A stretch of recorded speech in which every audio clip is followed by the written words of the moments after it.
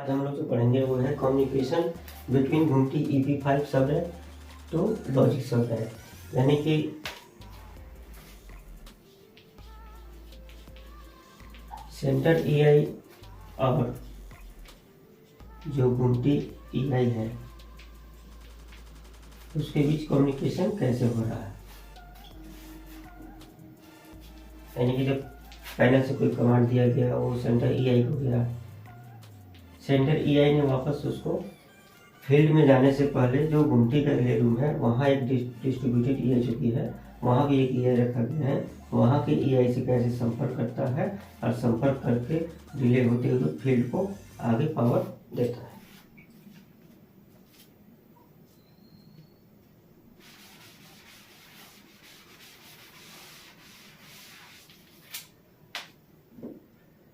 तो चलिए दो भाग कर लेते हैं इसको। ये हुआ मेरा सेंटर और ये वाला पर्सन जो होगा हमारा घुमटी।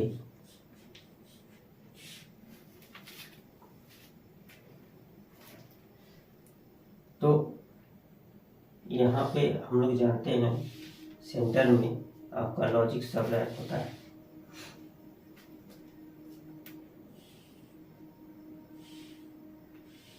लॉजिक सबनेट के कार्ड के बारे में हमने बताया था।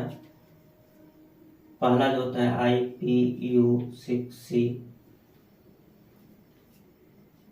F4864I FSIO और FSIO एक्सटेंडेड। ये फ्रंट होता है। बैक में भी वैसे ही, बैक साइड में आपका DID FIO7P और FIO7P एक्सटेंडेड। 4 आगे में 3 पीछे में। सभी कार्ड का डिटेल मैंने बता दिया है। तो अभी हम जो टॉपिक पे है उस टॉपिक पे बने रहते हैं। तो कम्युनिकेशन घुमटी और EI या फिर EI सेंटर EI और घुमटी या घुमटी या CI के बीच कम्युनिकेशन कैसे हो रहा है उस चीज़ को हम लोग आज देख रहे हैं। तो ये हमारा लॉजिक सबनेट है, इसका नाम हमने बताया था LK7C। ये कार्ड है। अभी सपोज दैट पैनल से कोई इंफॉर्मेशन आउट हुआ, वो इंफॉर्मेशन EI तक कैसे गया वो मैं जब पैनल और EI के बीच का जो डिटेल पढ़ाऊंगा, वीडियो जिस पर बनाऊंगा, मैंने लास्ट वीडियो में थोड़ा उस पर जानकारी दिया है। तो पैनल और EI के बीच कम्युनिकेशन कैसे हो रहा है वो हमने एक अलग वीडियो में देखा था। अभी हम लोग इस बारे में नहीं जाएंगे, हम जिस टॉपिक पे आज हैं उसी टॉपिक पे रहेंगे। तो पैनल ने EI से संपर्क किया, पैनल ने कोई कमांड दिया, कोई इन्फॉर्मेशन दी, EI ने उसे एक्सेप्ट किया। अभी EI जो है भीतर में जो इसका इंस्टॉल सर्किट है, आपका लॉजिक सर्किट है, वो सर्किट में जितने भी चीज इसमें सॉफ्टवेयर अपलोड है, तो जो कमांड के रिगार्डिंग जो भी कंडीशन फुलफिल होने के लिए चाहिए वो सभी हमारे लॉजिक सब सर्किट में आपको मिल जाएंगे। तो वो सारी चीज इसका प्रोसेसर जो क्या करता है वो सारी चीजों को क्रॉस वेरीफाई करता है। जब सब ओके मिल जाता है उसके बाद ये आउट करता है। तो अभी चूंकि घुमटी को जाना है तो EI यहाँ से आउट करेगा। इसका जो अपना यहाँ ब्रांच है EI के रूप में, वो इस EI को यह इंफॉर्मेशन आगे देगा। जैसे इसमें तो जिससे मैं बता रहा था, पैनल से कोई भी कमांड दिया गया, सपोज कि कोई पॉइंट चलाने के लिए ही कमांड दिया गया है, तो पैनल जो है EI को देगा इंफॉर्मेशन कि हाँ एक पॉइंट चलाने के लिए कमांड दिया गया है। वही इंफॉर्मेशन ये क्या करेगा, फील्ड में जो EI है यानी फील्ड में जो इसका ब्रांच है अपना, वहां जाएगा और वहां इसके साथ कम्युनिकेशन करेगा। उसके बाद कम्युनिकेशन करने के बाद आगे क्या होगा वो हम बाद में देखेंगे। पहले हम देख लेते हैं कि अब ये इसके साथ कम्युनिकेट कैसे कर रहा है, दोनों के बीच कैसे कम्युनिकेशन हो रहा है। उस कम्युनिकेशन के बाद क्या होगा आगे, फिर फील्ड में क्या जाएगा हम बाद में बताएंगे। तो चलिए अब हम अपने मुख्य टॉपिक पे ही ध्यान देते हैं। तो इसके और इसके बीच कैसे संपर्क हो रहा है।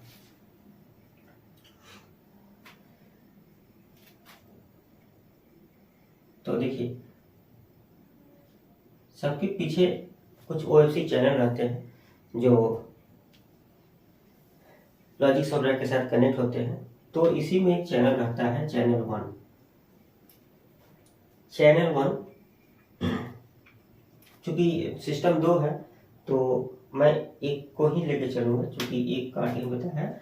अभी इसे सिस्टम में आप देखिएगा तो कुछ इस तरीके से रहता है। फिर यहाँ से IPU6C रहते हैं, ये सिस्टम 1 के लिए, सिस्टम 2 के लिए। तो कोई एक सिस्टम लेके मैं बताता हूँ। तो जैसे यहाँ से वो चीज़ को अब हमें यहाँ तक लेके जाना है, तो कैसे लेके जाएंगे।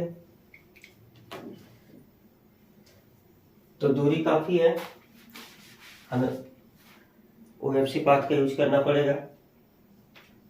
तो दोनों साइड में एक FMS लगा रहता है।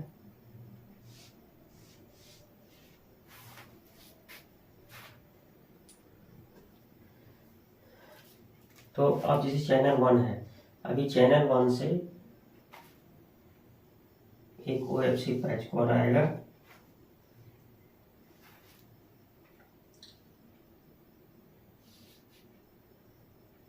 यहाँ पे आपको मिलेगा FRMC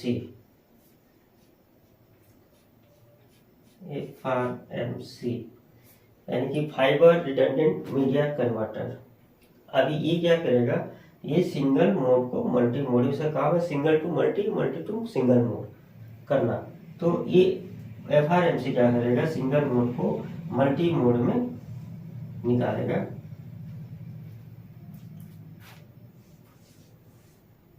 और अब इसको लेके जाना है दूसरा, जहां इसका ब्रांच EI है वहां तक लेके जाना है। तो यहाँ के FMS में हमने इसको इन किया, और जो ब्रांच EI है, जो डिस्ट्रीब्यूटेड EI है, वहाँ के FMS में हम इसको वापस इन करेंगे यहाँ से, फिर आउट करके। ये दोनों की ये क्या है, ये है FMS fibre management system.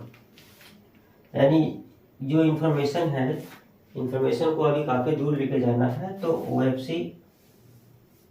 OFC जो पाथ है, उस OFC पार्ट से इसको हम लेके जाएंगे। ये आपका मल्टी मोड फाइबर केबल से आपका दूसरा FMS में निकलेगा। वापस यहाँ से निकलने के बाद इसको फिर वापस EI में जाने के लिए FRMC से होके जाना पड़ेगा।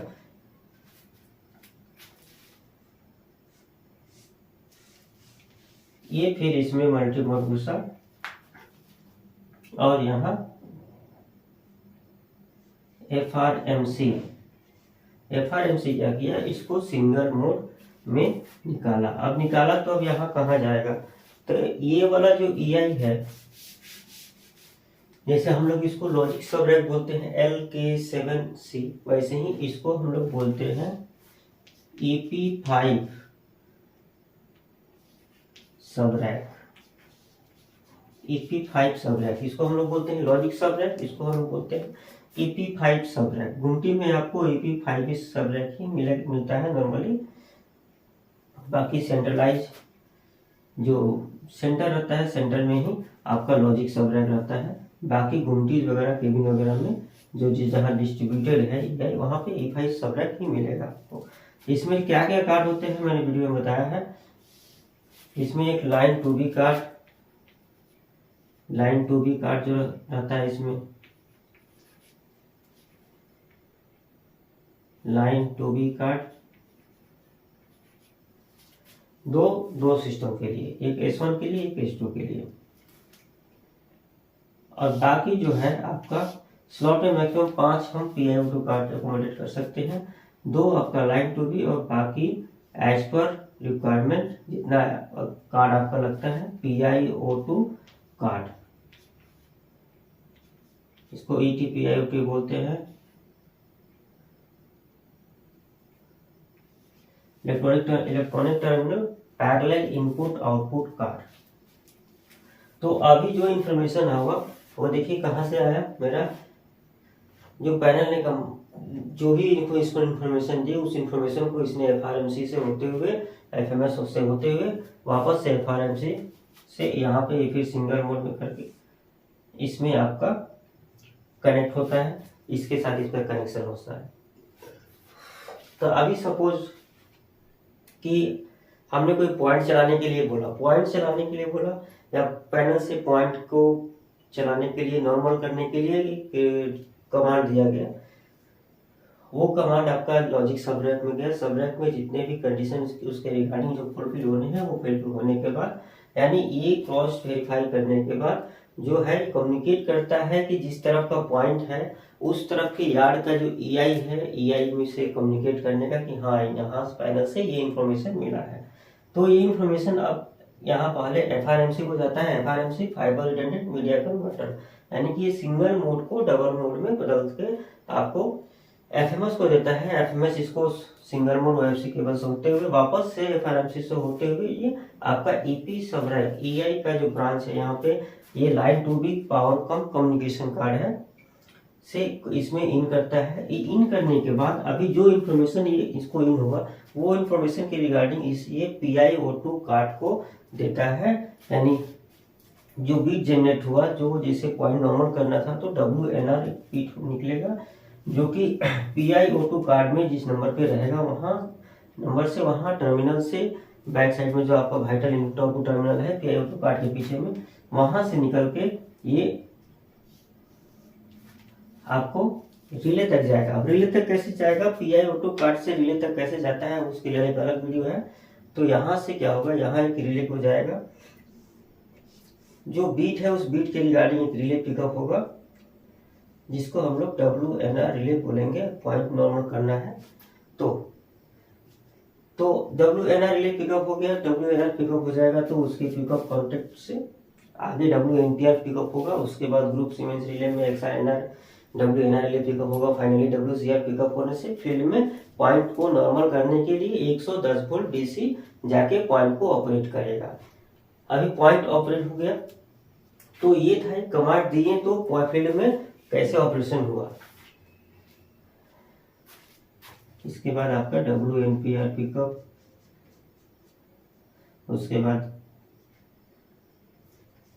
ग्रुप सीक्वेंस रिले में WNR XR NR पिकअप और फाइनली WCR पिकअप उससे आपका पॉइंट चला। तो ये था पॉइंट चलने का। तो कम्युनिकेशन कैसे हुआ, यानी कि हमने अभी जो कम्युनिकेशन किए वो पैनल से गुमटी का जो EI है वहां तक के लिए किए, यानी पैनल से, यानी लॉजिक सबरैक से आप सबरैक EP5 सबरैक जो है वहां तक कम्युनिकेट किए। तो पैनल ने कमांड दिया, पॉइंट चल गया तो फिर पैनल को वापस उस चीज को जानकारी में लेना है कि पॉइंट नॉर्मल किए हैं, नॉर्मल स्टडी हो गया है, नॉर्मल सेट एंड लॉक हो गया है, यानी सेफली पॉइंट ऑपरेट हो गया है। तो इसको इन्फॉर्मेशन अब वापस हम लोग यही चीज इस रास्ते से जाके उस वहां तक हम लोग ये इन्फॉर्मेशन देंगे। अभी मेरा पॉइंट चल जाएगा, पॉइंट चलेगा,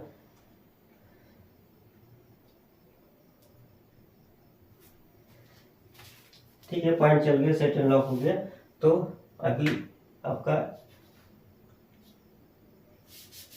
क्या रिले पिकअप होगा, आपका NKR पिकअप होगा। अभी NKR, ANKR और BNKR दोनों पिकअप होगा, दोनों इन नॉर्मल होना चाहिए, दोनों का NKR पिकअप। इन दोनों से सर्किट मेक करके, सर्किट मैंने इसको पॉइंट इंडिकेशन सर्किट में बताया है इस चीज को। तो ये दोनों के मेक से मेरा NWKR रिले पिकअप हुआ, यानी ये पावर अब दे दिया, ये वाला काम यहाँ से अब EI ने किया, इस पावर से EI ने NWKR रिले को पिकअप करा है। अब NWKR में वापस से फीड रख के, फ्रंट कॉन्टेक्ट में फीड रख के इस चीज को वापस हम लोग फिर कैसे लेके आ रहा है देखिए। तो ये वापस से ये फीड आया, तो अभी जो ये मेरा गया था, जो ये आपका था वाइटल आउट, पॉइंट चलाने के लिए। अभी हम वापस जो लेंगे, जैसे NWKR को वापस अब लेंगे इसमें, तो NWKR मेरा जो हो जाएगा वो वाइटल इन, यानी वाइटल इनपुट, और ये मेरा वाइटल आउटपुट। तो ये वाइटल आउट हो गया, अब वाइटल इन कर रहा है, वाइटल इन। इसका सर्किट मैंने बताया था, हल्का में बताया था। जैसे EI का एक पावर है, उसने क्या किया,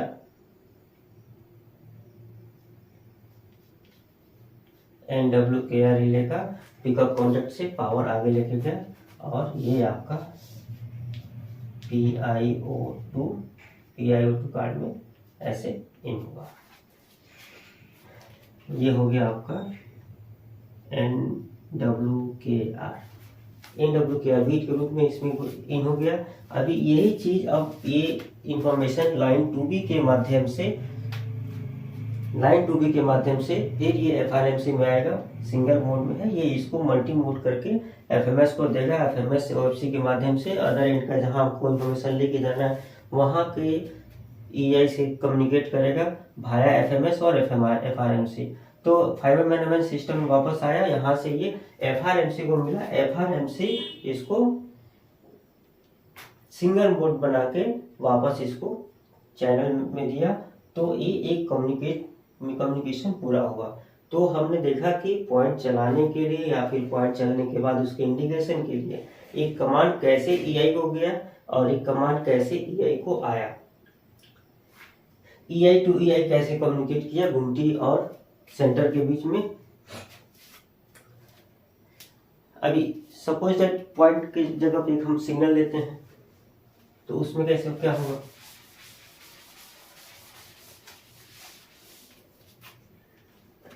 तो जैसे कोई सिग्नल दिए, सपोज कि एक नंबर,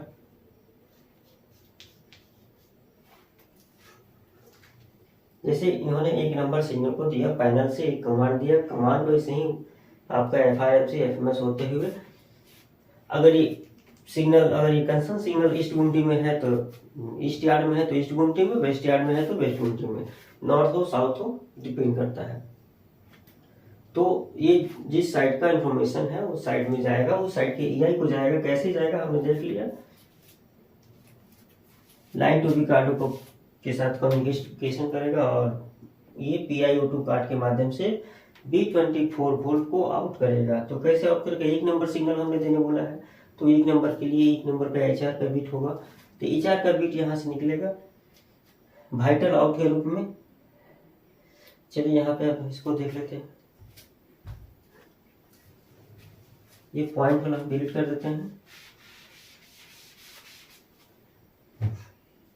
तो जो वाइटल आउट हो रहा है HR, तो मेरा इससे कंसर्न जो रिले बीट से कंसर्न जो रिले है फिजिकल रिले EI का, HR रिले पिकअप हुआ। HR रिले पिकअप होने के बाद इसका पिकअप कॉन्टेक्ट से हम लोग HPR को पिकअप कराएंगे,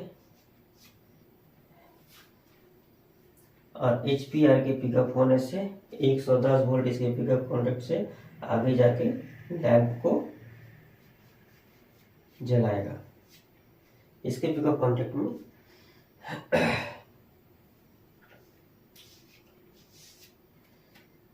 लैंप जल गया। अब हम देख रहे हैं कि लैंप जल गया, लेकिन पैनल को वापस वो चीज मालूम होना चाहिए कि पोस्ट पे लैंप जला।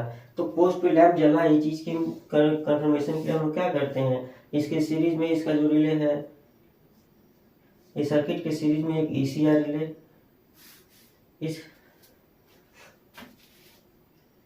जैसे HR पिकअप, तो लोकेशन में हमने HPR पिकअप कराया।